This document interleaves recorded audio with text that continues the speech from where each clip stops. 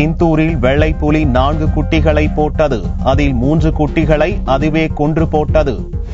மத்திய பிரதேச மாநிலம் இந்தூரில் உள்ள கமலா நேரு வன உயிரியல் பூங்காவில் ஷிவானி என்ற 3.5 வயது வெள்ளைப்புலி உள்ளது. இங்குள்ள வங்கப்புலி ஜீவனுடன் வெள்ளைப்புலி ஷிவானியை பூங்கா அதிகாரிகள் வெற்றிகரமாக உறவு கொள்ளச் செய்தனர். அரிதிலும் அரிதாக செய்யப்படும் இதுபோன்ற பரிசோதனையின் பலனாக கடந்த வெள்ளியன்று 3 ஆண் 1 பெண் என 4 குட்டிகளை வெள்ளைப்புலி ஷிவானி ஈன்றது.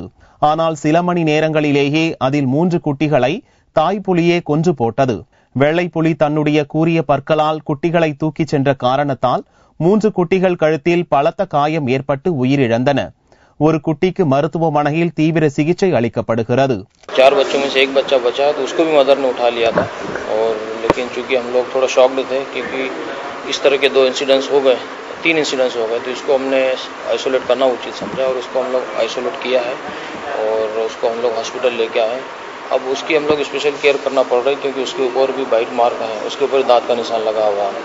लेकिन चूंकि उसको जल्दी हमने आइसोलेट कर लिया है 3 इंसिडेंट्स होने के बाद, तब उसकी केयर कर रहे हैं. फिलहाल जो मौत के जो कारण समझ में आ रहे हैं वो चूंकि पहली बार मदर बनी थी और उसको मदरहुड का अनुभव नहीं था और बच्चों को कैसे उठाया जाता है ये भी उसको शायद अनुभव था. इसी कारण उसको जो कैनाइन्स थे उसके कारण उसकी इंजरी हुई है.